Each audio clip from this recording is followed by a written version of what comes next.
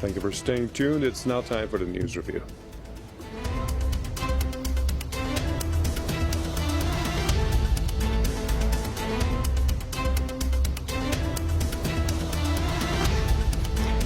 Welcome to the News Review on Press TV. A group of UN experts has called for the lifting of unilateral sanctions against a number of countries. They say the measures are bringing suffering and death to the people amid the COVID-19 crisis.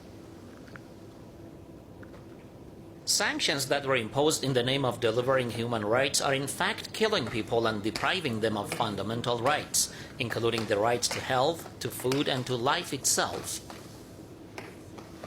In a statement, the group stressed that sanctions should be lifted or eased so that people could get basic hygienic items and hospitals could get necessary equipment to save lives. The statement highlighted sanctions-related pain to people in countries including Iran, Sudan, Syria, Yemen, Venezuela, and Cuba. The UN experts welcomed efforts by many countries and intergovernmental organizations to help sanctioned countries fight the pandemic. They, however, demanded that licenses for delivery of humanitarian aid be provided in the easiest possible way. They also said the countries and organizations involved in the humanitarian aid should not be subjected to secondary sanctions.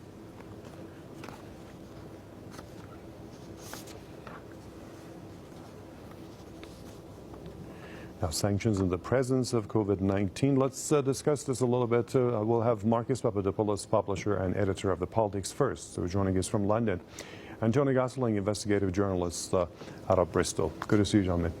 Let's go to London. Marcus, these countries are already suffering. You know, they have a lot.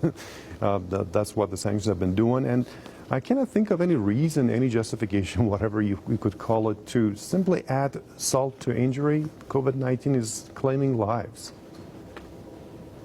To maintain West's mastery of the international scene and to weaken countries which are independent of the West and which pursue independent foreign policies, Western countries, principally America, have a number of weapons in their huge arsenal to employ.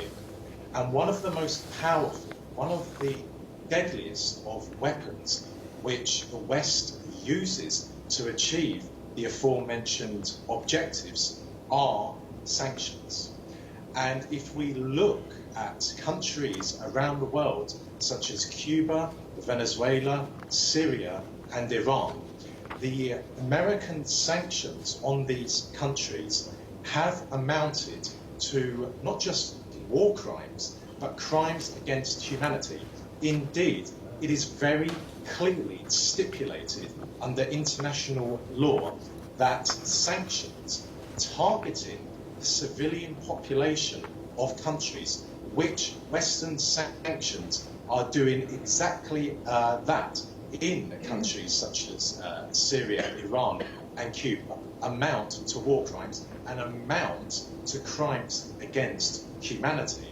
And the countries which are being targeted, as I said, they pursue independent foreign policies. And I think that the approach of countries such as America and Britain, and also the European Union, in targeting the civilian populations of countries which are independent of the West, really does tell us a great deal about the mindset and the nature of the politicians in those countries. Because I submit to you, I submit to people watching this interview, that only people who are depraved, who are sadistic, would sit back and be content with the knowledge that people, civilians, including babies and toddlers and elderly people, are dying in large numbers because their policies are restricting the flow of medicines and medical equipment to these countries. Can I turn to Bristol?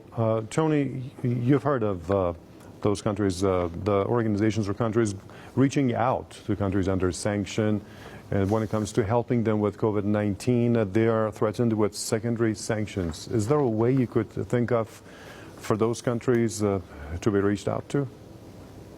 Well, the UN is doing a good job here. A lot of people in the United States particularly criticise the UN and Israel, but you know, they are not a totally flawed organisation, even though they may be limping along. It's really important to have voices, international voices, saying these things. The United States and Israel would very much like to control every word that comes out of the UN's mouth, but they can't do it. The only thing is, of course, that the UN isn't really following up this with actions, with meaningful actions, and neither is the European Union. So the European Union has fallen in lockstep, really, with the US sanctions, as had Britain. But look, let's just not mince words here, because this is economic warfare. Britain had a political warfare and economic warfare department in between the two world wars, the Second World War and the First World War. And the IMF is an instrument of warfare. I think we can see, never mind the what looks like a bomb attack in Lebanon this week, we can see what the economic attack on Lebanon has been doing over the last 10 years. And it's really war by other means. So on the TV, you don't get pictures of bombs going off and tanks rolling across borders. But what happens is actually effectively the same, is the country gets reduced effectively to rubble using economic warfare, because it's very, very difficult to survive without doing any trade. I mean, that's what this is really all about. The sanctions is all about trade, and of course what happened in Beirut has really stopped Lebanon's ability to trade. So there's got to be some very important questions about whether that was a deliberate infrastructure attack or an accident. But look, we had in 1989, it's just like the fall of the Berlin Wall, this pandemic, isn't it? In 1989, the Berlin Wall fell. We were told there was going to be something called a peace dividend, the end of the Cold War. Peace was going to break out around Europe, and it was going to spread around the world. But I'm afraid that never happened. And in fact, what it was used as an excuse for NATO to then start expanding eastwards. The pandemic also has been a way of, it seems now, waging war by other means. So actually, it's almost like beating somebody while they're down, increasing threats, increasing sanctions, even though there is a pandemic going on. So this, I think, is appallingly despicable behaviour by the West. And if they had any kind of compassion and heart, they would be saying, well, actually, maybe all this economic warfare should come to an end. By the way, you know, you've got Prince Charles is sitting ready, you know, at Kensington Palace here in London, in St James, one of the richest districts in the world, with his thing called the Great Reset. So as the economics of the world starts to fail, and I think the way that Lebanon's been treated by the IMF is absolutely a sign that the IMF is well past its sell-by date, that he's got his new solution, his new system sitting ready and waiting to go, right, which to me looks far more like opportunism rather than having any kind of real meaningful reform to allow trade and finance to start flowing around the world again. And the final thing I'd say is, look, this is actually maybe helping countries prepare for war, because obviously if a war happens, there will be no trade other than bombs flying around. And so countries that are able to support themselves, feed themselves, etc., will be much more resilient in that war. And in fact, dependence on foreign trade might be a disadvantage if there is a war. Okay, appreciate your comments and insight. We had Marcus Papadopoulos, publisher and editor of the Politics First in London, and Tony Gosling, investigative journalist in Bristol. And thank you for watching this edition of the News Review.